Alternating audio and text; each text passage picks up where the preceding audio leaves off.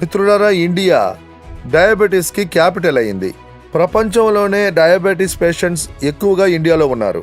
ఎందుకంటే దురదృష్టవశాత్తు మన ఫుడ్ కార్బోహైడ్రేటెడ్ ఫుడ్ ని మీరు వెజ్ గానీ నాన్ వెజ్ గానీ ఏది తీసుకున్నా 2.5 గంటల్లో అది ఫ్యాటీ యాసిడ్ గా కన్వర్ట్ అయ్యి అది గ్లూకోజ్ గా కన్వర్ట్ అవుతుంది. దాన్ని నాశనం చేసే పని ఇన్సులిన్ మీ శరీరంలో డిసాల్వ్ ఆక్సిజన్ వల్ల ఫ్యాటీ యాసిడ్ తర్వాత గ్లూకోజ్ ని మండించి ఎనర్జీగా కన్వర్ట్ చేస్తుంది. కానీ ఈ రోజు మన బ్లడ్ సర్క్యులేషన్ డిస్టర్బ్ అయినందువల్ల ఇన్సులిన్ ప్రాపర్ ప్రపోర్షన్ లో గ్లూకోజ్ ని బర్న్ చేయలేకపోయింది. ఇప్పుడు మీరు బర్న్ చేశారు, ఒక పక్క గ్లూకోజ్ జనరేట్ అవుతుంది, ఇంకో పక్క ఇన్సులిన్ జనరేట్ అయింది. కానీ ఒకవేళ మీ బాడీలో డిసాల్వ్ ఆక్సిజన్ కొరత ఏర్పడితే అప్పుడు ఇన్సులిన్ గ్లూకోజ్ ని బర్న్ చేయలేదు.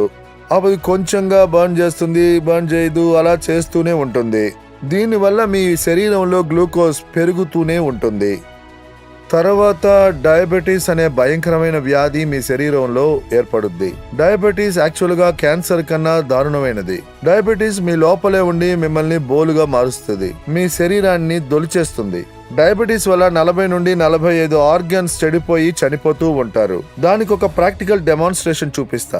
ఇన్సులిన్, గ్లూకోజ్ తర్వాత ఆక్సిజన్ ముఖ్యత్వం ఏంటో చూపిస్తాను. ఇక్కడ టేబుల్ మీద నేను ఒక క్యాండిల్ ఉంచాను, దాంతో నేను మీకు ఈ డెమాన్స్ట్రేషన్ చూపిస్తా. మీరు బాగా చూడండి, నేను ఏం చేస్తున్నానో గమనించండి. ఈ ఎక్స్పెరిమెంట్ ని మనం స్కూల్లో కూడా చేసాం. ఇప్పుడు నేను ఈ క్యాండిల్ ని వెలిగిస్తున్నాను. ఇప్పుడు ఈ క్యాండిల్ వెలుగుతుంది. ఈ క్యాండిల్ బాగా వెలుగుతుంది. ఇప్పుడు నేను దీని మీద ఈ గ్లాస్ ని బోర్లో పెడతాను. మీకు తెలుస్తుంది శరీరానికి ఆక్సిజన్ ఎంత ముఖ్యమో. నేను ఇప్పుడు ఏం చేస్తున్నాను, ఈ క్యాండిల్ మీద ఈ గాజు గ్లాస్ అని మూస్తున్నాను. ఇప్పుడు తర్వాత ఏం జరుగుతుందో చూడండి. దీని ద్వారా దీని ముఖ్యత్వాన్ని మీకు చెప్తాను. మన శరీరానికి ఆక్సిజన్ ఎంత ముఖ్యమో తెలుసుకుంటారు. ఇప్పుడు బయోమాగ్నెటిజం మన శరీరంలో ఆక్సిజన్ లెవెల్ ని ఇంప్రూవ్ చేయడానికి హెల్ప్ చేస్తుంది. చూసారా, క్యాండిల్ ఆరిపోయింది. చూసారా, నేను ఇదే మీకు చెప్పాను. ఇప్పుడు మీరు తిన్నది గ్లూకోజ్ గా మారిపోయింది, ఇన్సులిన్ తయారైంది.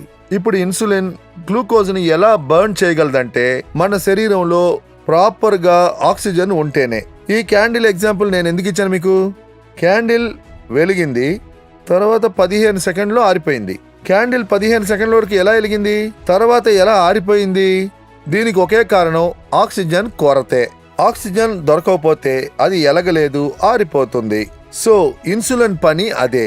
ఇన్సులిన్ గ్లూకోజ్ ని మండిస్తుంది. కానీ గ్లూకోజ్ ని ఎలా మండించగలదంటే మన శరీరంలో సరిపడే అంత ఆక్సిజన్ ఉండాలి. ఇప్పుడు బయోమాగ్నెట్ ఏం చేస్తుంది, మన శరీరంలో ఉన్న బ్లడ్ సర్క్యులేషన్ ని ఇంప్రూవ్ చేసి శరీరంలోని డిజాల్వ్ ఆక్సిజన్ ని ఇంక్రీజ్ చేస్తుంది. అప్పుడు ఇన్సులిన్ పెరుగుద్ది, ఇక్కడ గ్లూకోజ్ పెరుగుద్ది. అప్పుడు సరైన మోతాదులో ఆక్సిజన్ దొరికిందంటే అప్పుడు ఇన్సులిన్ గ్లూకోజ్ ని ఈజీగా బర్న్ చేసి దాన్ని కన్వర్ట్ చేస్తుంది. ఆ తర్వాత శరీరంలో డయాబెటీస్ అనే వ్యాధి ఉండదు. ఎందుకంటే డయాబెటీస్ చాలా భయంకరమైన ప్రమాదకరమైన వ్యాధి. సో ఈ ఎగ్జాంపుల్ మీకు అర్థమైంది అనుకుంటాను. శరీరంలో ఆక్సిజన్ అవసరం చాలా ముఖ్యం. మన శరీరంలో ఉన్న బ్లడ్ సెల్స్ ఆక్సిజన్ వల్లే బ్రతికున్నాయి. సో ఇదే ఆక్సిజన్ ముఖ్యత్వం. మ్యాగ్నెట్ అంటే బయోమాగ్నెట్ మన ఆక్సిజన్ లెవెల్ ని ఇంక్రీజ్ చేస్తుంది. ఇంకా డీటెయిల్ గా మనం డయాబెటీస్ గురించి తెలుసుకుందాం. డయాబెటీస్ రూట్ కాజ్ ఏంటి, డయాబెటీస్ ఎలా వస్తుంది, దాని గురించి మనం ఇంకా అధికంగా ఇన్ఫర్మేషన్ తెలుసుకుందాం. డయాబెటీస్ సూపర్ స్పెషలిస్ట్ డాక్టర్ ఈ రోజు మనతో కలిసి ఉన్నారు. ఇండియా డయాబెటిక్ క్యాపిటల్ గా మారిపోయింది. ఈ రోజు మనం ఇది తెలుసుకుందాం. Hyper tension patients, diabetic patients ఉంటారు. వాళ్లలో అలసట ఉంటుంది.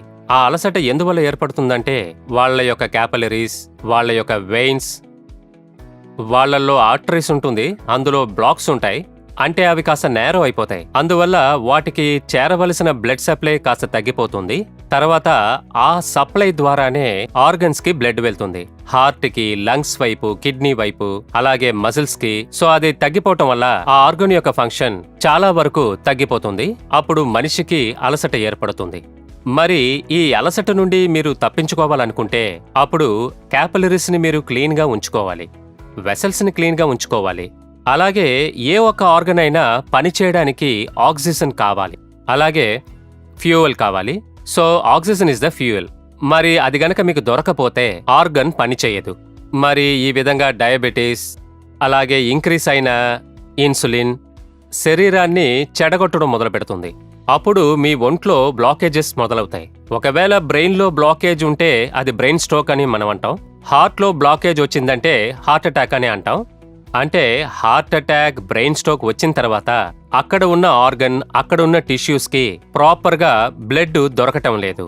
బ్లడ్ దేనికి అవసరం అంటే బ్లడ్తో ఆక్సిజన్ కూడా దొరుకుతుంది.